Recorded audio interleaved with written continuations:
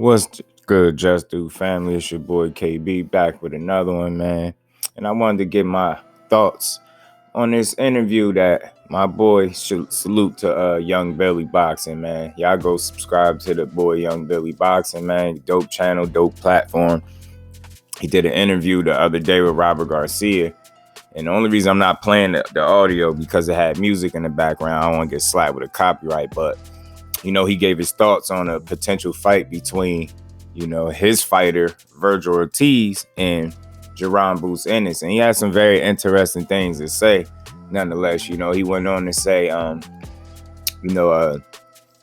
because of the health situation that VEGIRL Ortiz went through and things like that, being that he's on a recovery, he said 90% of the people would probably pick Boots Ennis to beat VEGIRL, and he could understand that. But in his mind, he feels like VEGIRL has so much dog in him. He feels like he could be losing 5 or 6 rounds, but then he'd come on strong, and or he could catch you with something late and end the fight.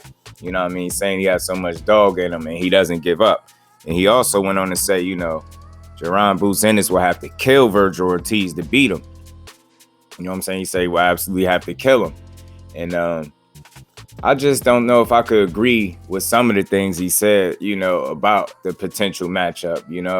For one, 90% of the people are not going to pick Boots because of the health situation that VEGIRL Ortiz went through. 90% of the people are going to pick Boots Ennis to win because he's the better fighter. And it's interesting that you would say that. It's like you almost admitting to the fact that that even, the consensus is that Boots Ennis is just a better fighter than VEGIRL Ortiz. He's more versatile. He has more tools in his bag. He's better defensively. He's better offensively.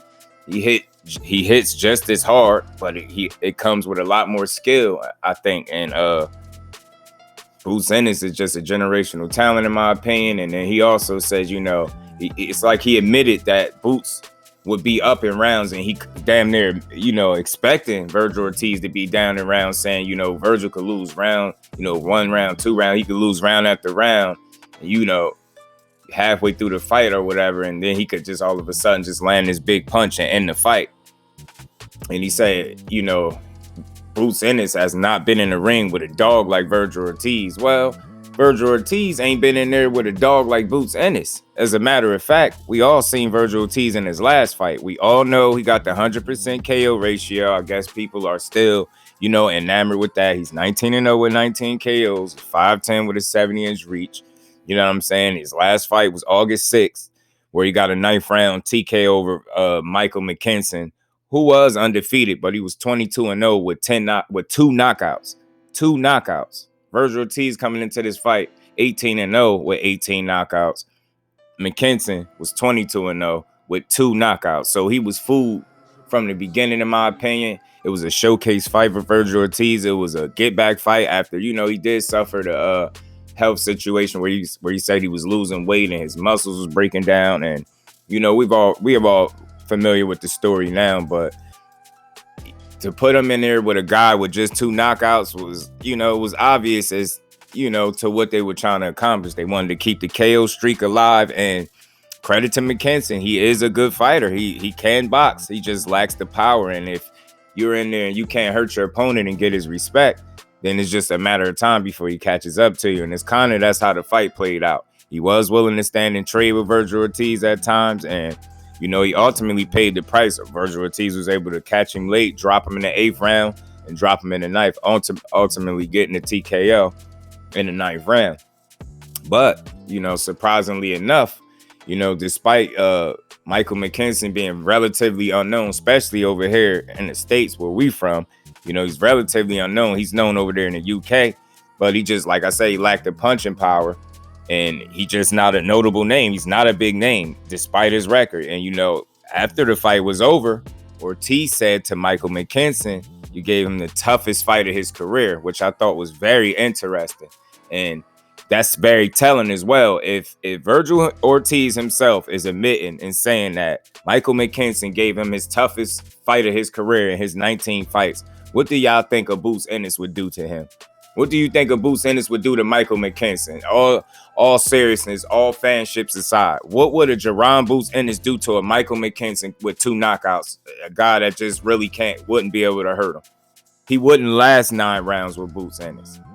He would not last, and simply put, he just would not last 9 rounds with Boots Ennis. And I think if we're being real as boxing supporters and boxing fans, we understand that he's not making it 9 rounds with Jerron Boots Ennis punching the way he punches. It just, that wouldn't be enough to keep Boots off him. And on top of that, this, he is skilled, but it's not anything Michael McKinson can do in the ring better than a Jerron Boots Ennis. And that's my honest opinion. And Virgil is very young, but the last time they spoke on Boots Ennis, they said they needed 4 years, pretty much. What they say, 48 months or whatever the case may be. They needed 48 months, whatever they said, to be ready for Boots Ennis. Now all of a sudden, Robert Garcia is saying Boots Ennis never been in there with a dog like Virgil. And it kills me, like, when you fighting at that level, and I believe Boots is at a higher level than what people give him credit for, despite not being given the opportunity to fight more quality fighters. I think we know what we're seeing in him, and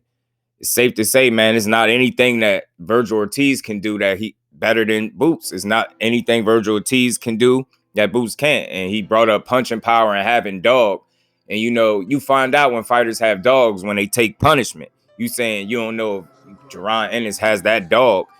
Well, because it's the fights that he's supposed to win, he wins them impressively, and they're not even close. Many will say Michael McKinson was way too close and way too competitive for Virgil Ortiz, but nonetheless, he did get the job done, but he took a long time getting his business done. And I understand he was coming off the situation with his health and all that, but let's be honest, Jerron Boots Ennis would not take 9 rounds to knock out Michael McKinson with only 2 knockouts. Boots Ennis is also 5'10". He's 25 years old with a 74-inch reach. He got a 4-inch reach advantage. They're the same height. He's 29-0 with 27 KOs. He has more pro experience, even though I think Virgil Ortiz has a bit more quality names on the resume at this point. You know what I'm saying? Just to be fair. But like I said, Jerron Boots Ennis' last fight was May 14th, where he came in and he got a 2nd round KO over 19-0-1. That was undefeated with 12 knockouts. Castillo Clayton, and he completely blitzed him, destroyed him. He punched through him. It wasn't even close. I pretty much knew he was going to make short work of this dude. I just didn't think it would be that easy. He ended the fight very early in the 2nd round, like I said. And with Virgil Ortiz, and I respect him for admitting it, but with him saying Michael McKinson was his toughest fight, there's no way, shape, or form, nobody's going to be able to convince me that he'd just walk through Boots Ennis, or he'd just lose 5 or 6 rounds, and then all of a sudden he'd give Boots hell for the next 6 rounds. That's what Robert Garcia also said. He said Boots would be in hell for the next 6 rounds, and he pretty much sounded like you admitted and conceded to the fact that your fighter will be behind in rounds, but you're just expecting him, because of the dog he has in him, to all of a sudden just be able to turn it on and catch Boots with a punch. If Boots goes up on you 5-6 rounds, the fight is over. You might get knocked out. You lucky if you make it to 5 or 6 rounds, because his last handful of opponents or more haven't been able to do so. You get what I'm saying? Boots is winning, and he's winning impressively, and it's not even close. Virgil Ortiz has had some shaky moments, some rough moments in there. You get what I'm saying? I believe he was dropped as well against Mean Machine, Igis Kavaliauskas. And that's nothing to be ashamed of. Kavaliauskas can punch. But at the end of the day, just imagine a Jerron Boots Ennis against Igis Kavaliauskas. He'd completely destroy him, if we being honest. And it wouldn't be close. You get what I'm saying? So I think this whole notion that he'd get Boots hell for the next 6 rounds after being down 6 rounds is a fantasy. You get what I'm saying? He go down 6 rounds to Boots, the fight is pretty much won already, and he'd be lucky to see the 6th or 7th round if he just getting dominated like that. But that's my thoughts, man. Y'all get in the comment section. Y'all let me know what y'all think. Whenever this fight do happen, if it ever happens, who y'all got winning, Jerron Boots Ennis or Virgil Ortiz? And as always, y'all get in that comment section and let me know if I gave Virgil Ortiz and Jerron Boots Ennis their just due, because that's all I do over here at Just Do Boxing. To the next one, I'm out. Oh, yeah, before I get up out of here, salute again to YB, man. Y'all feel free to go over there and check Young Billy Boxing out for that full interview with Robert Garcia, man. Peace.